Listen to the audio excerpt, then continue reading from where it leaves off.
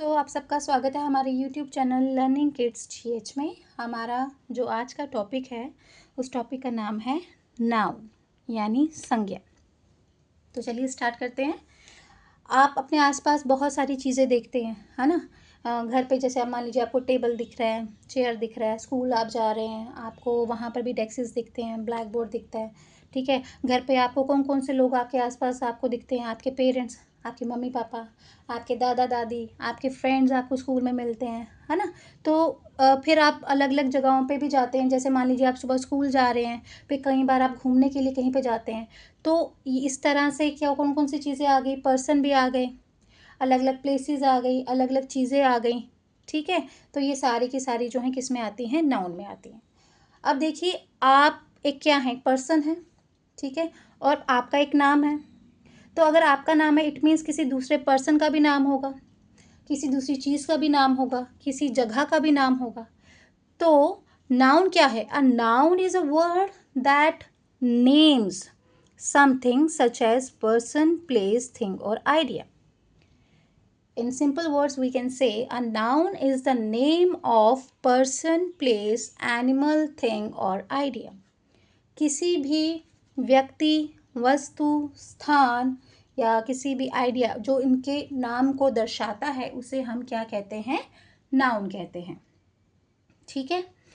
In a sentence, noun can play the role of subject, direct object, indirect object, subject complement, object complement, appositive और adjective. अब बताया है कि एक sentence में, एक वाक्य में नाउन कौन कौन से रोल प्ले करता है। एक करता है सब्जेक्ट यानी कर्ता का, फिर करता है डायरेक्ट ऑब्जेक्ट यानी प्रत्यक्ष कर्म का, इनडायरेक्ट ऑब्जेक्ट हो गया यानी अप्रत्यक्ष कर्म, फिर आ जाता है सब्जेक्ट कॉम्प्लीमेंट।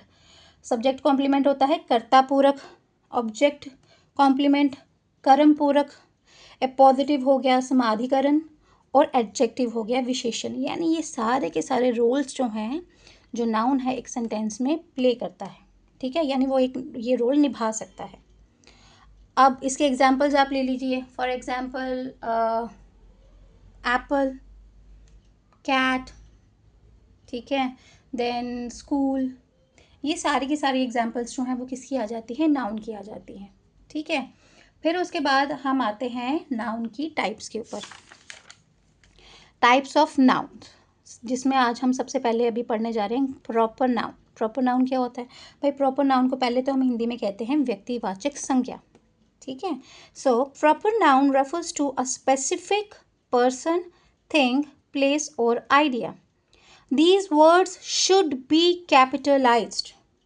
यानी किसी भी व्यक्ति, वस्तु, स्थान, ठीक है, इनके जो खास नाम को हम कहते हैं व्यक्तिवाचक संज्ञा, ठीक है। और आप हमेशा जब भी इनके नाम लिखते हैं, ये हमेशा आपने जो इनका पहला लेटर लिखना है वो क्या लिखना है? Capital letter. अब जैसे मान लीजिए आपने व्यक्ति यहाँ पर राहुल और मेघा जो है, दोनों क्या है? पर्सन के नाम हैं, और आपने इन पर्सन के नाम में जो पहले लेटर्स लिखे हैं वो क्या लिखे हैं? कैपिटल लिखने हैं, ठीक है। सो ये आगे हमारे पास प्रॉपर नाउन और ये आगे उनकी एग्जाम्पल्स। देन हमारे पास आ जाती है नेक्स्ट टाइप, वो है कॉमन नाउन। कॉमन नाउन को हम हिंदी में कहते हैं जातिवाचक संज्ञा।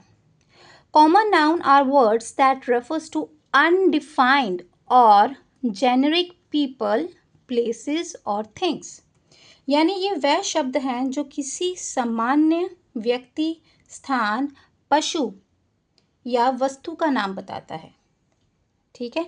यहाँ एग्जाम्पल दिया हाउस, कंट्री, चाइल्ड, ठीक है। हाउस है, हाँ पता है, कंट्री है या बच्चा है, लेकिन हमें इनके एग्जैक्ट नाम नहीं पता है। So these are the examples of common noun. आप और एग्जाम्पल दूँ, जैसे कि फॉर एग्जाम्पल आप ले लीजिए लड़का खेल रहा है। अब हमें पता तो चल गया कि लड़का है, जेंडर मेल है, लेकिन हमें ये नहीं पता कि उस लड़के का स्पेसिफिक नाम क्या है, अनडिफाइंड है, ठीक है। क्या कहते हैं, बच्चे स्कूल जा रहे हैं, ठीक है। तो बच्चे स्कूल तो जा रहे हैं, एक तो आपको ये भी पता चल गया कि बच्चे हैं, आपको ये नहीं पता कि बच्चे जो हैं उनके क्या कहते हैं, अनडिफाइंड हैं कि कितने हैं या उनके नाम क्या हैं। स्कूल जा रहे हैं, आपको ये पता कि इंस्टीट्यूशन है, बट उस स्कूल का एग्जैक्ट नाम नहीं पता। सो कॉमन नाउन जो होते हैं वो वर्ड्स होते हैं जिसमें आपको अनडिफाइंड जो है पीपल, प्लेसेस और थिंग्स का पता चलता है. These are common nouns. Then third one is concrete noun. Concrete noun को आप हिंदी में कहते हैं मूर्त संज्ञा. A concrete noun is the name of a person, place, animal और thing that we can see, touch, hear, smell and taste. यानी ये वह संज्ञा है जिससे हम अपनी पांचों इंद्रियां कौन कौन सी होती है? 5 सेंसेस. देखना, सुनना, टच करना, ठीक है, फिर सूंघना, फिर उन्हें या फिर क्या करना, चखना. ये जो आपके 5 सेंसेस हैं हमें क्या बताते हैं?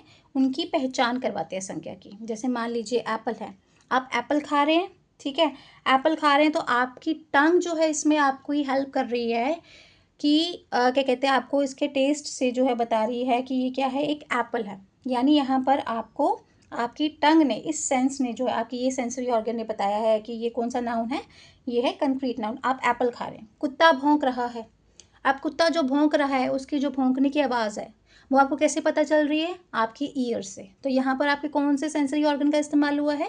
आपके कानों का. So these are concrete nouns. ठीक है, फिर आ जाता है उसके बाद एब्स्ट्रैक्ट नाउन. एब्स्ट्रैक्ट नाउन को बोलते हैं हम भाववाचक संज्ञा. भाव यानी भावना. ठीक है, सो भाव यानी भावना. इसमें क्या है? Abstract noun is the name of a feeling, idea or quality that we cannot see or touch it but we can feel or think about it. यानी ये वह संज्ञा है जो कि भाव, गुण, विचार का नाम तो बताती है लेकिन उसे हम देख या छू नहीं सकते हैं, बस महसूस कर सकते हैं. Like love, kindness, friendship. अब आप स्कूल से आते हैं मान लीजिए, ठीक है, आप पूरा दिन पढ़ाई करके आए और घर आते ही आपको मम्मा जो है वो बहुत ही प्यार से आपको हग करती है, आपको मिलती है, आपकी स्कूल की बातें पूछती है, आपको अच्छा महसूस होता है, आपको अपनी मदर का प्यार महसूस होता है. Love, that is an abstract noun. ठीक है, फिर उसके बाद सेकेंड एग्जाम्पल आप ले लीजिए, काइंडनेस. आप किसी की हेल्प कर दें, ठीक है, किसी इंसान को बहुत ज़्यादा ज़रूरत है और वो फिर आपको थैंक यू बोलता है, आपको ब्लेसिंग्स देता है. उसने क्या महसूस किया यहाँ पर? आपकी काइंडनेस को. ठीक है, वैसे आ जाती है फ्रेंडशिप. अगर आपको किसी के लिए कुछ बुरा लगता है ना, तो आप उसके लिए सिंपैथी फील करते हो. तो ये सारे इमोशंस एंड फीलिंग्स जो हैं, जो संज्ञा, जो हमें ये नाउन जो हमें ये सब कुछ महसूस करवाती है, उसे हम कहते हैं एब्स्ट्रैक्ट नाउन. ठीक है, फिर आ जाता है हमारा उसके बाद एब्स्ट्रैक्ट नाउन के बाद singular noun. What is singular noun? Singular यानी एक. ठीक है, so singular noun are nouns that refers to only one person, place और थिंग. यानी जो सिर्फ आपको क्या करता है, एक ही व्यक्ति, वस्तु, स्थान या पशु को दर्शाता है, उसे हम कहते हैं singular noun. For example a cat, a banana. ठीक है, एक ही कैट है, आपको दिख रही है, हाँ कैट सामने से जा रही है, एक ही कैट है. ठीक है, क्या कहते हैं, बच्चा जो है वो, बॉय जो है वो स्कूल जा रहा है, पता है एक ही बॉय है. So these are singular noun. फिर आ जाता है next is plural noun. Plural noun क्या होता है? Plural noun refers to, plural noun को हम हिंदी में कहते हैं बहुवाचक संज्ञा. ठीक है, so plural noun refers to more than one of something. यानी जो एक से अधिक व्यक्ति, वस्तु, स्थान को दर्शाता है, उसे हम कहते हैं प्लूरल नाउन. ठीक है, लाइक कैट का, कार का बन जाएगा कार्स. ठीक है, बलून का बन जाएगा बलून्स, कैट का बन जाएगा कैट्स, बुक का बन जाएगा books. So these are all the examples of plural noun. अब प्लूरल नाउन में भी कुछ रेगुलर होते हैं, कुछ इरेगुलर प्लूरल नाउन्स होते हैं. ठीक है, ये टॉपिक जो है फिर थोड़ा डिफरेंट चला जाता है. हम अभी टाइप्स जो है वो इसकी कर लेते हैं पहले. अब आ जाता है हमारा next is collective noun. Collective noun is a noun that names a group of person, animals and things. Collective noun को हम बोलते हैं समूहवाचक संज्ञा. तो ये हमें क्या बताता है? जो कि हमें लोगों, जानवरों, वस्तुओं का समूह बताता है, उसे हम कहते हैं कलेक्टिव नाउन. आप आसमान में देखिए, आपको बर्ड्स उड़ते दिखाई देंगे.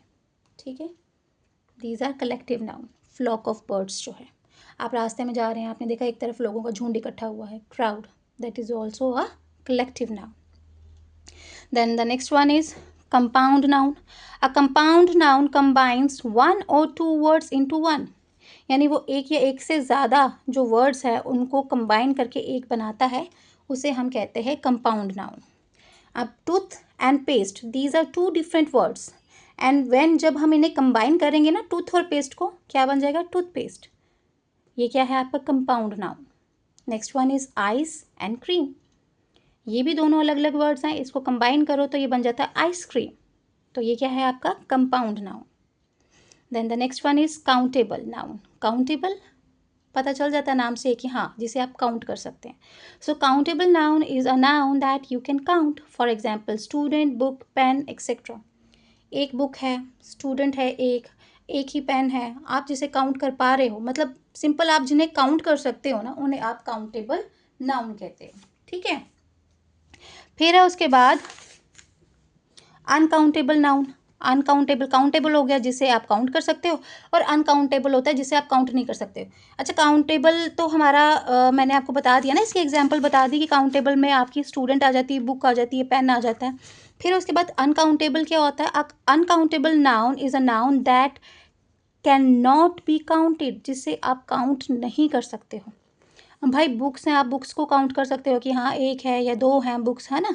पेन है, पेन को भी काउंट कर सकते हो।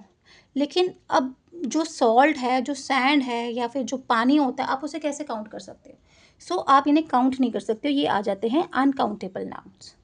ठीक है, सो ये था हमारा आज का टॉपिक। हमने पहले पढ़ लिया कि नाउन क्या होता है, name of a person, place, animal, thing और एन आइडिया।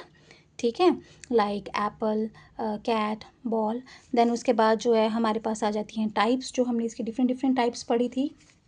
ठीक है, कौन कौन सी पढ़ी थी हमने? Proper noun, common noun, concrete noun, abstract noun.